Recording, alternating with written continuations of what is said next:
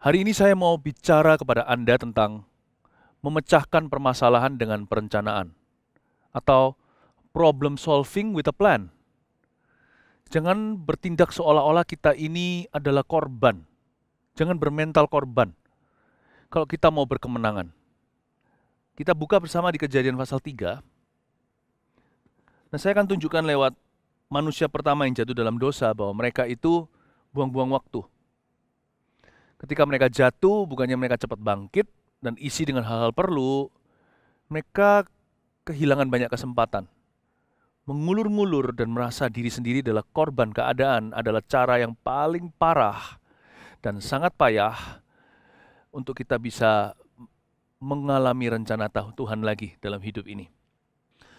Perempuan itu melihat bahwa buah pohon itu baik untuk dimakan dan sedap kelihatannya. Lagi pula pohon itu menarik hati karena memberi pengertian. Lalu ia mengambil dari buahnya dan dimakannya dan diberikannya juga kepada suaminya yang bersama-sama dengan dia dan suaminya pun memakannya. Problem entered. Masalah tiba. Yang ini bukan karena keadaan tapi suatu masalah akibat kelakuan mereka. Jadi bisa jadi kita dalam sebuah persoalan akibat kebodohan sendiri. Nah, kalau kita mau keluar dari permasalahan itu akibat kebodohan kita, berarti kita juga bisa memutarbalikkan keadaan lewat keputusan kita. Tapi seringkali apa yang menimpa dan menerpa hidup kita di luar kontrol manusia. Contohnya, jikalau kita sekarang ini masuk di dalam suatu situasi pandemi, wabah, what to do? Ini bukanlah pilihanku atau kondisi apapun di hidup ini. Masalah itu ada dua kategori, akibat diri sendiri atau akibat orang lain atau keadaan yang di luar kendali kita. Apapun itu juga, buatlah rencana. Buat rencana bukan hanya untuk bertahan tapi untuk keluar dari masalah. Carilah hikmat Allah di balik segala keadaan dan segala musim hidupmu. Dan mari kita sungguh-sungguh menerapkan dengan sengaja kemenangan itu di jalan-jalan kita. Kita bisa menemukan cara baru. Kita juga bisa melihat the bright side.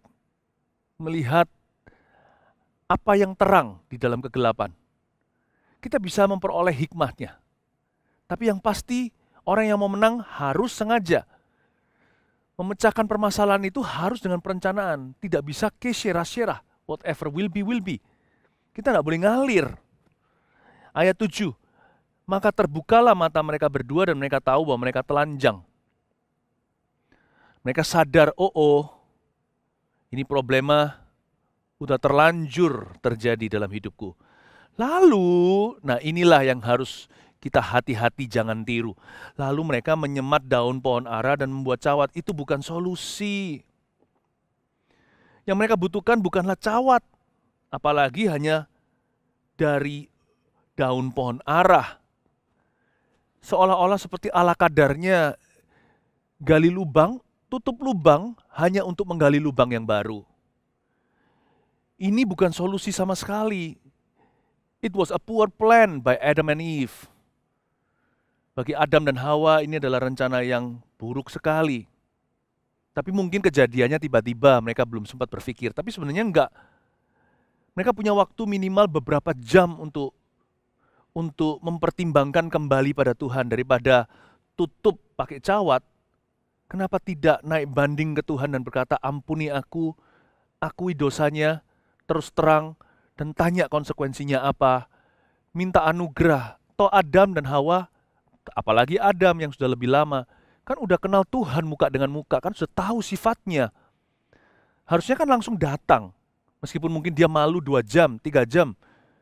Mungkin waktu itu di hari sejuk di Taman Eden, bisa saja 6 jam. Dan dia merasa, gimana ya, buat cawat dari daun pohon ara, itu juga perlu dianyam atau apa. Kan perlu waktu. Kenapa nggak pakai waktu yang ada untuk solusi yang beneran daripada yang semu? Makanya saya sebut ini perencanaan untuk pemecahan masalah yang poor sekali. Yang jelek sekali plannya. Kalau dia datang ke Tuhan, tahu sifatnya itu murah hati. Harusnya dia ngomong apa adanya. Dia bilang yang bisa menutupi aku ini hanyalah pengampunan. Mungkin dia nggak ngerti darah Yesus. Tapi mungkin Tuhan akan reveal His plan dan beritahu begini loh cara penebusan. Bisa jadi loh, berubah semua cerita kalau Adam dan Hawa nggak lari. Kok malah buat cawat, itu apa-apaan. Banyak orang itu ketika dirudung masalah, plan-plannya membuat dia justru semakin bermasalah. Semakin dalam persoalan. Malah ada pelarian, pelampiasan. Bukannya bikin plan-plan yang brilian. Ayat 8. Ketika mereka mendengar bunyi langkah Tuhan Allah yang berjalan-jalan dalam taman itu pada waktu hari sejuk, bersembunyilah manusia dan istrinya itu terhadap Tuhan Allah di antara pohon-pohonan dalam taman. Masih punya waktu untuk sembunyi lagi. Tetapi Tuhan Allah memanggil manusia itu dan berfirman kepadanya. Pertanyaan Tuhan ini akan menjadi kunci pembahasan kita, memecahkan permasalahan dengan perencanaan. Tetapi Tuhan Allah memanggil manusia itu dan berfirman kepadanya, "Di manakah engkau, Adam? Where are you?" Tanya pada diri sendiri ketika kita berada dalam suatu situasi. Where am I? Di manakah saya? Di manakah hatiku? Kira-kira di mana aku di hadapan Allah hari ini? Atau bagaimana kondisi keuanganku jikalau finansial adalah kesialan kita? Kita mulai dengan eval. Jadi eval itu perlu. Evaluasi atau lebih tepatnya juga menemukan lokasi sendiri. Locate where you are. Kalau kita di satelit, kita pakai satu apps untuk mengarahkan jalan. Kan satelit itu harus menemukan dulu lokasi kita di mana supaya dia bisa arahkan. Entah recalculating atau reroute, atau kita mengatur ulang kembali karena tadi salah belokan, atau bisa jadi satelit itu akan memberitahu di mana kita berada dan langsung kasih tahu kepada kita, semua ini kan alat canggih, jalan pintasnya. Jalan yang paling cepat mana, bahkan bisa hindari macet.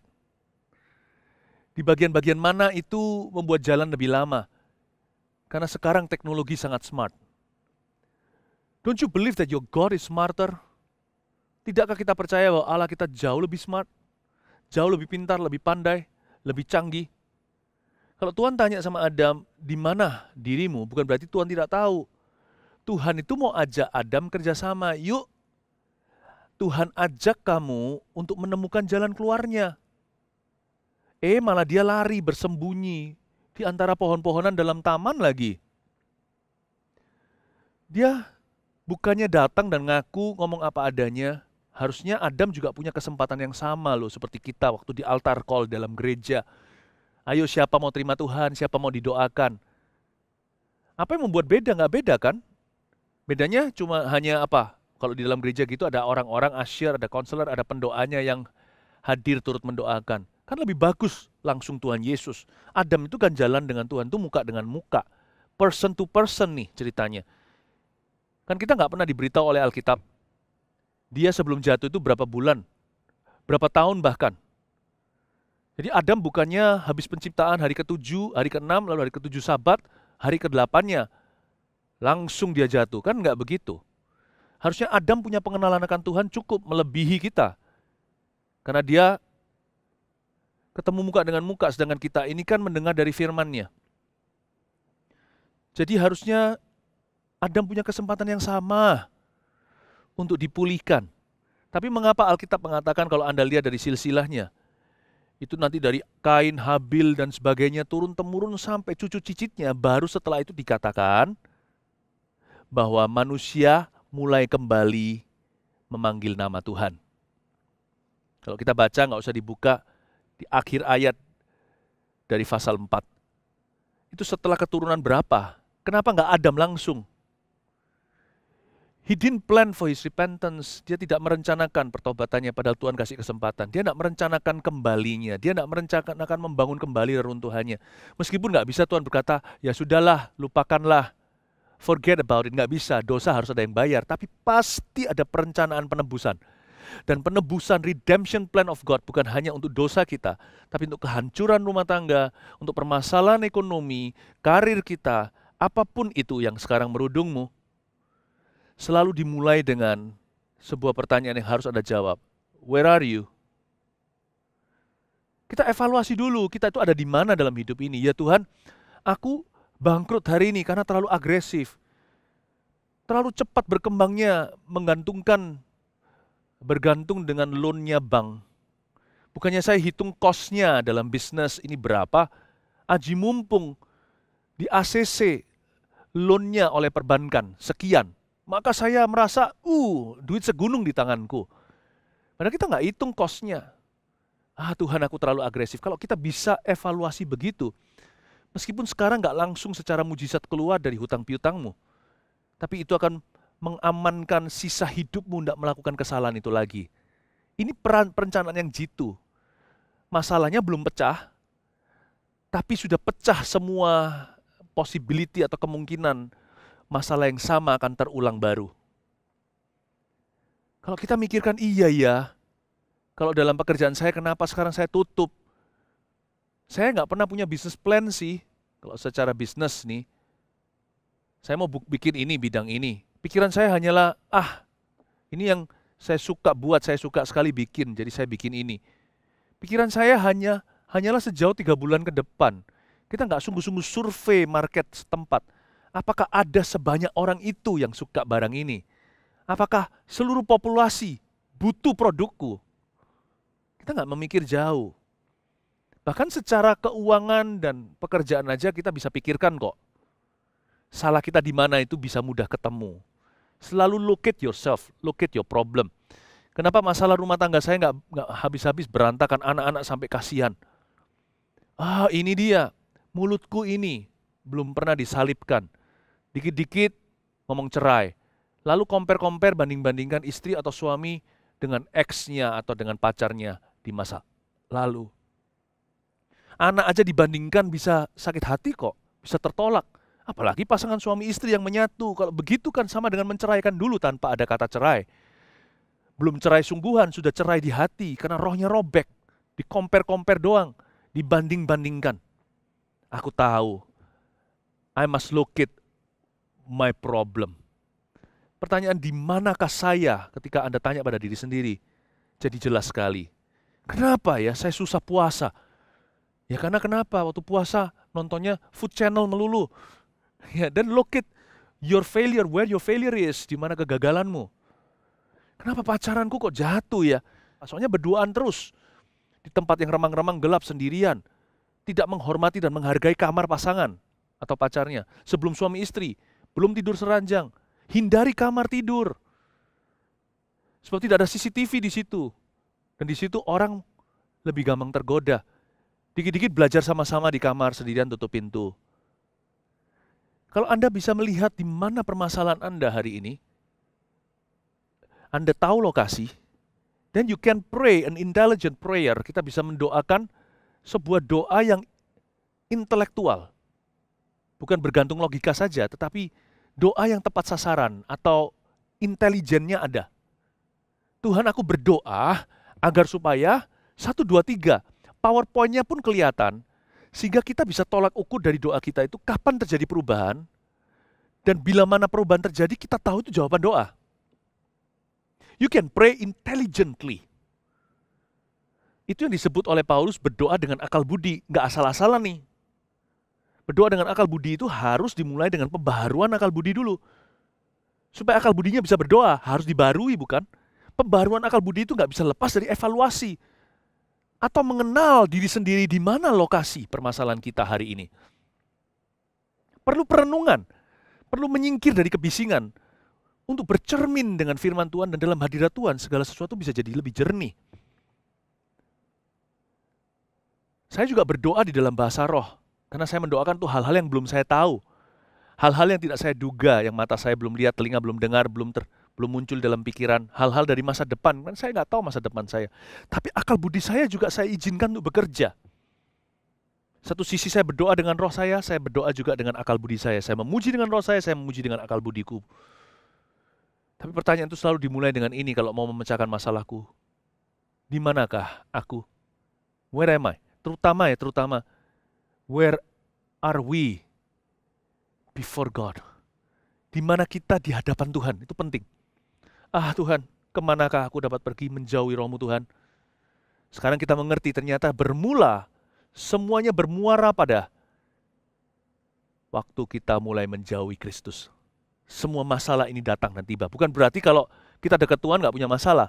Tapi beda, masalah itu akan melatih kita. Tapi kalau masalah itu menjatuhkan kita, itu karena kejauhan kita.